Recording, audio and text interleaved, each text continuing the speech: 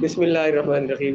صحابی کی مرسل حدیث، ہر وہ روایت جس میں صحابی رسول صلی اللہ علیہ وآلہ وسلم کے ایسے قول یا فعل کی خبر دے، جس میں صحابی رسول اللہ علیہ السلام کے ایسے قول یا فعل کی خبر دے جسے اس نے نہ خود دیکھا ہو نہ خود سنا ہو، یا تو اپنی کم عمری کی وجہ سے یا پھر متاخر الاسلام ہونے کی وجہ سے۔ صحابی نے رسول اللہ علیہ والسلام کے ایسے فعل کے بارے میں بتایا ہو جس کو انہوں نے خود حضور کو کرتے ہوئے دیکھا نہ ہو، ایسی بات حضور کی بتائی ہو جو خود انہوں نے رسول اللہ سے سنی نہ ہو، بلکہ اور کیوں نہ سنی ہو، یا دیکھے کہ انہوں اپنی کم عمری کی وجہ سے یا اسلام متاخر الاسلام ہونے کی وجہ سے، یعنی ان کے اسلام لانے سے پہلے کوئی بات ہوئی یا کوئی کام ہوا تو وہ انہوں نے بعد میں اس صحابی نے بیان کیا جو اس وقت اسلام نہیں لائے تھے۔ کوئی کام حضور نے کیا لیکن اس صحابی نے بیان کیا جو اس وقت تک اسلام ہی نہیں لائے تھے، یا وہ چھوٹے تھے ابھی اور حضور کی بارگاہ میں نہیں جاتے تھے، تو انہوں نے اس روایت کو بیان کیا اور یہ کہا کہ رسول اللہ نے ایسا کیا، حضور نے ایسے فرمایا، تو یہ صحابی کی مرسل روایت ہوگی۔ کیا صحابی کی مرسل کون سی ہوگی؟ کہ صحابی رسول اللہ کے کسی قول کی خبر دے یا جسے صحابی نے نہ خود دیکھا ہو اور نہ ہی سنا ہو۔ تو کیوں نہ دیکھا سنا ہو؟ یا تو اپنی کم عمری کی وجہ سے، جس وقت جب وہ کام ہوا تھا یا جب رسول اللہ نے وہ ارشاد فرمایا تھا اس وقت یہ کم عمر تھے یا انہوں نے ابھی تک اسلام قبول نہیں کیا تھا، یا پھر وہ جب حضور نے فرمایا تھا اس وقت مسلمان تو تھے، بڑی عمر کے بھی تھے، لیکن اس وقت حضور کی مجلس میں موجود نہیں تھے، کہیں گئے ہوئے تھے۔ اس قسم کی بہت سی احادیث کم عمر صحابہ سے مروی ہے، جیسے ابن عباس سے، عبداللہ ابن زبیر سے، جناب سیدنا امام حسین سے، امام حسن سے، جو حضور کے زمانے میں کم عمر تھے، تو ان کی روایات ایسی موجود ہیں۔ انہیں کہتے ہیں صحابی کی مرسل روایات۔ تو صحابی کی مرسل روایات قبول ہوگی کہ نہیں؟ قبول ہوگی نا، اس میں کسی قسم کا کوئی شک ہی نہیں، کیونکہ صحابی آگے کس سے روایت کر رہے ہوں گے؟ صحابی سے، خود روایت کرنے والے بھی صحابی، اور جو آگے جس سے روایت کر رہے ہیں جس کا نام وہ نہیں لے رہے وہ بھی کیا ہے؟ صحابی ہے۔ اس میں کسی قسم کا شک رہتا ہی نہیں ہے کیونکہ صحابہ عادل ہیں۔ مرسل صحابی کا حکم، وہ صحابی جو ارسال کریں حدیث میں، جو اپنے سے اوپر والے راوی کو حذف کریں، ان کا حکم۔ جمہور محدثین اور علماء کا مشہور اور صحیح مذہب یہی ہے کہ مرسل صحابی صحیح ہے۔ مرسل ارسال کرنے والا، مرسل ہے حدیث جس میں ارسال کیا گیا، اور مرسل ارسال کرنے والے صحابی، کہ مرسل صحابی صحیح ہے۔ مرسل صحابی، بلکہ اس کو مرسل نہ پڑھے، یہاں پہ مرسل پڑھے۔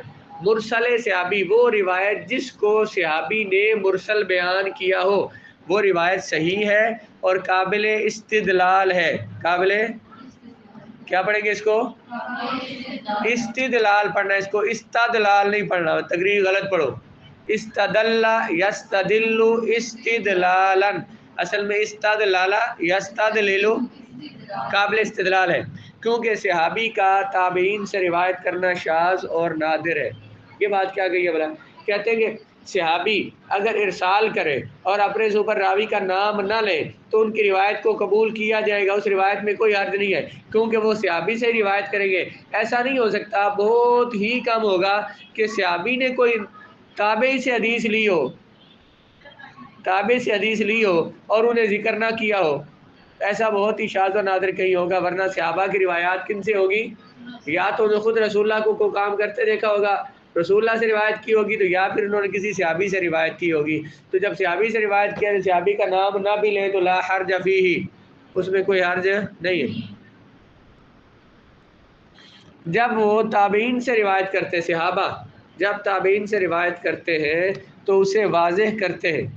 اگر صحابہ کسی تابعی سے روایت کرے نا تو اس کو وہ واضح کرتے ہیں، اور جب وہ وضاحت نہ کرے اور یوں کہے قال رسول اللہ صلی اللہ علیہ وسلم، تو حقیقت یہی ہے کہ انہوں نے اس روایت کو دوسرے صحابی سے سنا ہے، اور صحابی کو سند سے نکال دینا مضر اور نقصان دہ نہیں ہے، مضر نقصان دہ نہیں ہے، جیسے پہلے بیان ہو چکا ہے۔ صحابہ اگر تابعین سے حدیث روایت کریں ان سے بیان کرتے ہیں۔ آج ہی میں نے مشکات شریف میں حدیث پڑھائی کہ حضرت ابو ہریرہ رضی اللہ تعالیٰ عنہ گئے حضرت کعب احبار کے پاس۔ کعب جو ہے یہ کعب بن نوح ان کا نام تھا، اور وہ حضور کے زمانے میں پیدا تو ہو چکے تھے لیکن اسلام قبول نہیں کیا تھا. انہوں نے اسلام قبول کیا جناب حضرت عمر کے زمانے میں، اور تورات کے بڑے عالم تھے، تورات کے عالم تھے. صحابہ ان سے تورات کی باتیں پوچھا کرتے تھے. انہوں نے جناب ابو ہریرہ رضی اللہ تعالیٰ عنہ نے فرمایا کہ رسول اللہ علیہ السلام کا ارشاد ہے کہ جمعہ کے دن ایک ایسی گھڑی ہے، ایک ایسا لمحہ ہے کہ جب جو دعا کی جائے تو وہ قبول ہوتی ہے. حدیث کا مفہوم ہے جو دعا کی جائے تو قبول ہوتی ہے. وہ کون سا لمحہ ہوتا ہے، کس وقت وہ گھڑی ہوتی ہے؟ تو حضرت کعب نے کہا کہ انہوں نے کوئی وقت بتایا، غالباً کون سا وقت، انہیں پتہ نہیں کون سا وقت بتایا انہوں نے. جناب ابو ہریرہ نے کہا کہ ہمیں تو رسول اللہ نے یہ نہیں بتایا، حضور نے ہمیں بتایا ہے کہ وہ دن کے آخری وقت میں وہ گھڑی ہے، دن کے آخری وقت میں وہ ہے. تو انہوں نے تورات میں دیکھا تو انہوں نے کہا بالکل ایسے ہی ہے، تورات میں بھی ایسے ہی ہے.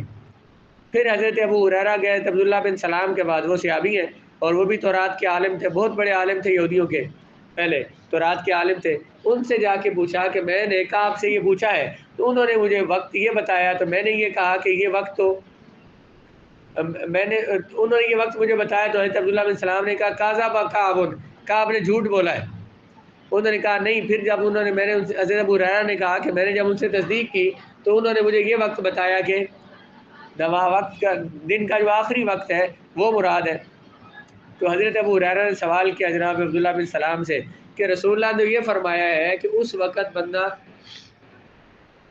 نماز میں ہو یا نماز کا جو آخری وقت ہے اور نماز کا وقت ہے، تو اس وقت میں جو دعا کریں تو وہ قبول ہوتی ہے. تو اس آخری وقت جو دن کا ہوتا ہے اس وقت تو نماز پڑھنا جائز ہی نہیں، مکروہ ہے نا. جب سورج غروب ہو رہا ہو، دن ختم ہو رہا ہو، تو اس وقت کیسے؟ تو عبداللہ بن سلام نے فرمایا آپ نے رسول اللہ سے یہ نہیں سنا کہ جو بندہ نماز کے انتظار میں ہو تو وہ بھی نماز میں ہی ہوتا ہے، اسے نماز پڑھنے کا ثواب ملتا ہے، وہ نماز میں ہی ہے. تو یہ جو بندہ یعنی مغرب پڑھنے آئے گا تو وہ پہلے انتظار میں بیٹھ جائے نماز میں، اور جمعہ کا دن ہو آخری وقت ہو نماز کے انتظار میں بیٹھا اس وقت جو دعا کرے گا تو اللہ تعالیٰ اسے قبول فرمائے گا. تو حضرت ابو ہریرہ نے حدیث کس سے پوچھی؟ کعب احبار سے. اگرچہ ان سے تورات کے بارے میں پوچھا تھا لیکن یہ صحابی کا تابعی سے روایت کرنے کی ایک مثال یہ بن سکتی ہے.